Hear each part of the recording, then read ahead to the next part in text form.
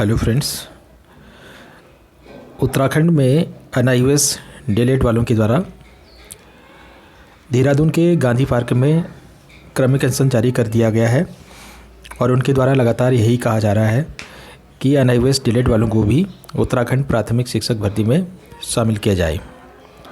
क्योंकि जब उत्तराखंड में प्राथमिक शिक्षक भर्ती के लिए विज्ञापन जारी किया गया था तो उसमें एनआईओएस डीएलएड वालों के लिए अलग से एक विज्ञापन जारी किया गया था शिक्षा विभाग के द्वारा कि एनआईओएस डीएलएड वाले भी इस भर्ती प्रक्रिया में शामिल हो सकते हैं।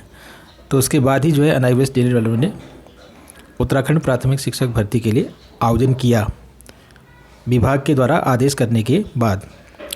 तो फ्रेंड्स, जब एनआईओएस डीएलएड वालों के द्वारा उत्तराखंड प्राथमिक शिक्षक भर्ती में शामिल होने के लिए आवेदन किया गया और आवेदन करने के पश्चात काउंसलिंग की डेट जब निकाली गई परिणाम घोषित करने के लिए, तो उसके बाद शिक्षा मंत्री अरविंद पांडे के द्वारा इसका विरोध किया गया और उनके द्वारा कहा गया कि एनआईओएस डीएलएड वालों को इस भर्ती प्रक्रिया में शामिल नहीं किया जाएगा। तो इतना जब सरकार सब कुछ समझने के बाद, हाईकोर्ट के आदेश के बाद और शिक्षा विभाग के विज्ञापन जारी करने के बाद जब एनआईओएस डीएलएड वाले आवेदन करते हैं तो एक सिस्टम से ये आवेदन प्रक्रिया हुई है और उसके बाद ही जो है एनआईओएस डीएलएड वालों ने इस भर्ती प्रक्रिया में शामिल होने के लिए आवेदन किया है। तो ये शिक्षा मंत्री जी को समझना चाहिए था कि विभागीय आदेश के अनुसार ही जो है एनआईओएस डीएलएड वालों को इस भर्ती प्रक्रिया में शामिल किया गया है, लेकिन वो समझ नहीं पाए और बिना सोच समझ के उन्होंने इनकार कर दिया। तो फ्रेंड्स, तब एनआईओएस डीएलएड वालों के द्वारा हाईकोर्ट उत्तराखंड में एक याचिका दायर की गई और उनके द्वारा कहा गया कि एनआईओएस डीएलएड वालों को भी इस भर्ती प्रक्रिया में शामिल किया जाए। तो जब एनआईओएस डीएलएड वालों के द्वारा याचिका दायर की गई तो इस भर्ती प्रक्रिया में स्टे लग गया, रोक लग गई। तो सभी अभ्यर्थी इसमें परेशान होने लगे क्योंकि इस भर्ती प्रक्रिया में काफ़ी लंबा समय हो चुका था। तो डाइट डीएलएड वाले, बीएड वाले और सभी कैंडिडेट्स जो हैं सरकार से रिक्वेस्ट करने लगे, निवेदन करने लगे कि इस भर्ती प्रक्रिया से स्टे को हटाया जाए। तो सरकार के द्वारा और सभी कैंडिडेट्स के द्वारा निवेदन करने के पश्चात हाईकोर्ट उत्तराखंड के द्वारा भर्ती प्रक्रिया से रोक को हटा दिया गया, पर इसमें पूर्ण रूप से सरकार के द्वारा कोर्ट पर दबाव बनाया गया। तो फ्रेंड्स, यहाँ पर एक सोचने और समझने वाली बात है कि जब तक एनआईओएस डीएलएड वालों का केस पूर्ण रूप से फाइनल नहीं हो जाता तब तक भर्ती प्रक्रिया से स्टे नहीं हटाया जाना चाहिए था, जो कि कानून के विरुद्ध है। अगर कोई याचिकागण कोर्ट में किसी भी केस के लिए, किसी भी मामले के लिए याचिका दायर करता है तो उस केस में जब तक पूर्ण सुनवाई नहीं हो जाती है तब तक उस भर्ती प्रक्रिया को आगे नहीं बढ़ाया जा सकता है।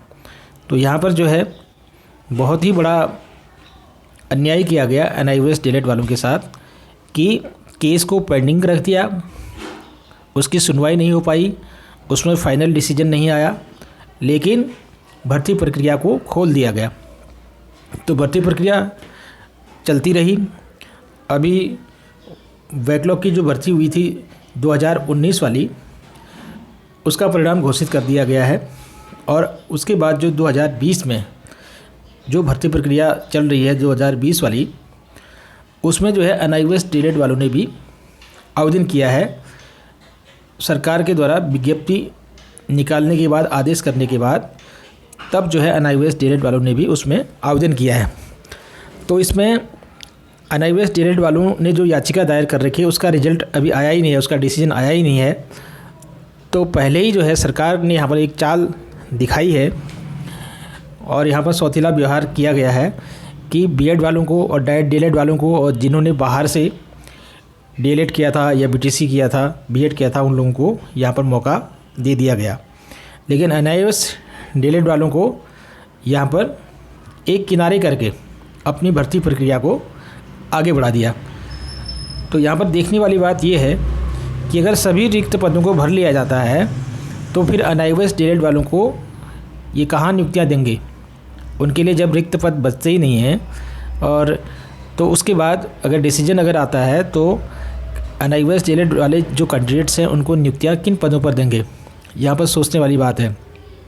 दूसरी बात यह है कि हाई कोर्ट ने दबाव में आकर के ये अपना डिसीजन, फाइनल डिसीजन नहीं दे पाई, क्योंकि सरकार का यहाँ पर पूर्ण रूप से दबाव है कोर्ट के ऊपर। तब जाकर के NIOS डीएलएड के जो कैंडिडेट हैं वो सुप्रीम कोर्ट चले गए और सुप्रीम कोर्ट में 8 अक्टूबर की डेट लगी हुई थी, लेकिन सुप्रीम कोर्ट ने ये कहा है कि ये मामला पुनः जो है उत्तराखंड हाई कोर्ट के पास है और जब तक इसमें उत्तराखंड के द्वारा फाइनल डिसीजन नहीं दिया जाता है तो तब तक इसमें सुप्रीम कोर्ट कुछ भी नहीं कर सकता है। तो सुप्रीम कोर्ट के आदेश पर उत्तराखंड हाई कोर्ट के द्वारा इसके लिए डेट रखी गई है 16 नवंबर।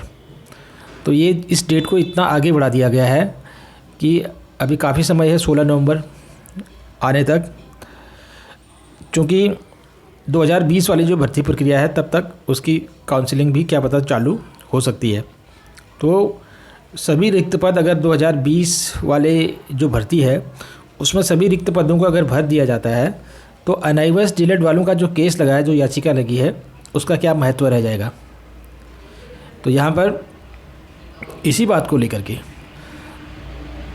देहरादून में NIOS डीएलएड वालों के द्वारा गांधी पार्क में क्रमिक अनशन किया गया है कि NIOS डीएलएड वालों के साथ भी न्याय किया जाए, NIOS डीएलएड वालों को भी इस भर्ती प्रक्रिया में शामिल किया जाए, क्योंकि NIOS डीएलएड एक सरकारी संस्थान है और ये कोई प्राइवेट संस्थान नहीं है।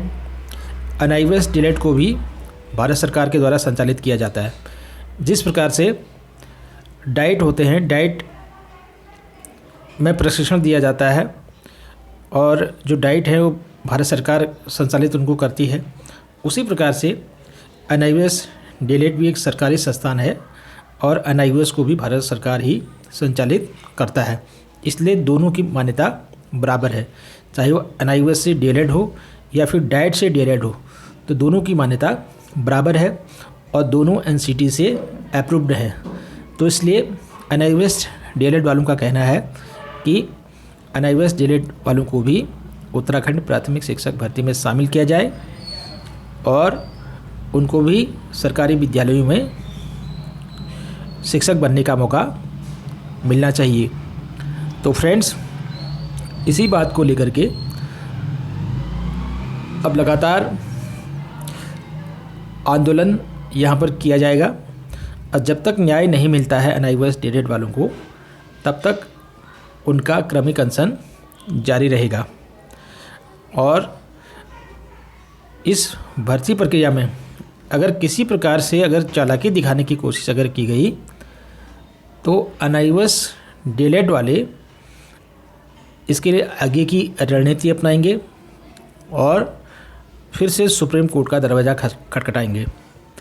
तो NIOS डीएलएड वाले अपनी हक की लड़ाई लड़ रहे हैं और उनके साथ अन्याय नहीं होना चाहिए, क्योंकि ये कोई निजी मामला नहीं है, ये कोई पर्सनल मामला नहीं है कि चुपचाप से अगर कह दिया जाए कि आपको नहीं रखा जाएगा तो शांत बैठने वाला कोई भी नहीं है, क्योंकि सरकारी संस्थान से, मान्यता प्राप्त संस्थान से, भारत सरकार के संस्थान से NIOS के द्वारा ये डीएलएड डिप्लोमा कराया गया है। तो इस प्रकार से सभी जानते हैं केवल उत्तराखंड में नहीं बल्कि पूरे भारत में NIOS के द्वारा DLED डिप्लोमा कराया गया है। तो अन्य राज्यों ने NIOS DLED वाले कैंडिडेट्स को मौका दिया है सरकारी टीचर बनने का। जैसे पटना हाई कोर्ट का जजमेंट जिसका जिक्र बार बार आता है, और इसके अलावा यूपी में भी मान्यता मिल चुकी है। इलाहाबाद हाई कोर्ट के द्वारा अपना फाइनल डिसीजन दे दिया गया है कि यूपी टेट में NIOS DLED वालों को भी शामिल कर लिया गया है। तो फ्रेंड्स, उत्तराखंड में भी NIOS DLED वालों को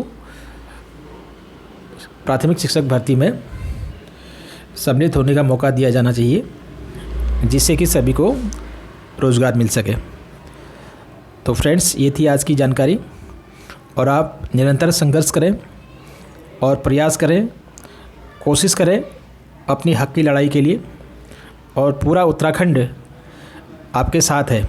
NIOS DLED वालों के साथ बहुत सारे संगठन हैं, बहुत सारे लोग हैं जो समझते हैं कि NIOS DLED वालों के साथ अन्याय हुआ है और उनको किसी भी प्रकार से न्याय मिलना चाहिए।